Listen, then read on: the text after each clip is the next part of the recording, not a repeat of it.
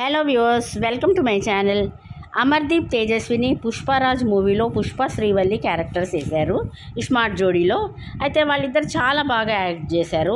ఆ getup, dialogue delivery, వాళ్ళ slang same Allu Arjun లాగా అయితే పర్ఫెక్ట్గా చేశాడు అమర్దీప్ అయితే తనకిచ్చిన క్యారెక్టర్ అయితే పర్ఫెక్ట్గా చేస్తాడు. మూవీస్లో మంచి అవకాశాలు వస్తాయి అమర్దీప్కి కొన్ని రోజులు అయినాక అయితే, అదైతే గ్యారంటీ. అయితే మూవీలో కొన్ని సీన్స్ని చాలా బాగా రిక్రియేట్ చేశాడనమాట. వాళ్ళ ఎపిసోడే హైలైట్ అయింది అమర్దీప్ తేజు వాళ్ళిద్దరిదే. ఇక నెక్స్ట్ అనిల్ ఆమని వాళ్ళు రాజా మూవీలో వెంకటేష్ సౌందర్య క్యారెక్టర్ వేశారు. చాలా బాగా ఉంది. తర్వాత అభయ్ భవానీ వాళ్ళు మాయాబజార్లో ఘటోద్గజుడు ఇంకా శశికళ క్యారెక్టర్ వేశారు. యశ్ సోనియా వాళ్ళు చంద్రముఖిలో రజనీకాంత్ చేస్తాడు కదా, లక ఆ క్యారెక్టర్ చేశారు. ప్రదీప్ సరస్వతి గారు గ్రూప్ ఏకి వెళ్ళారనమాట.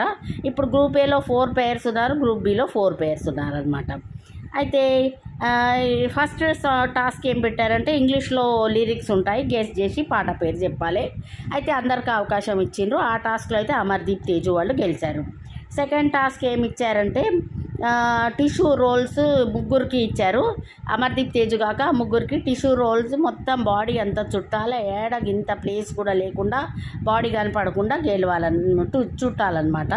అయితే ఆ టిష్యూ రోల్స్ దాంట్లో అనిల్ ఇంకా ఆమని వాళ్ళు గెలిచారనమాట.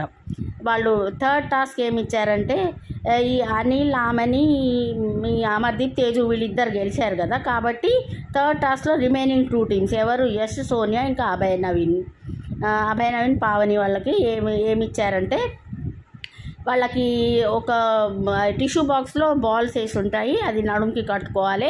వాళ్ళు ఇట్లా నడుము ఊపుకుంటా అందులోంచి బాల్స్ కింద ఎవరు ఫస్ట్ పడేస్తారో వాళ్ళు గెలుస్తారు. అయితే ఈ టాస్క్లో యశ్ అండ్ సోనియా వాళ్ళు గెలిచారనమాట.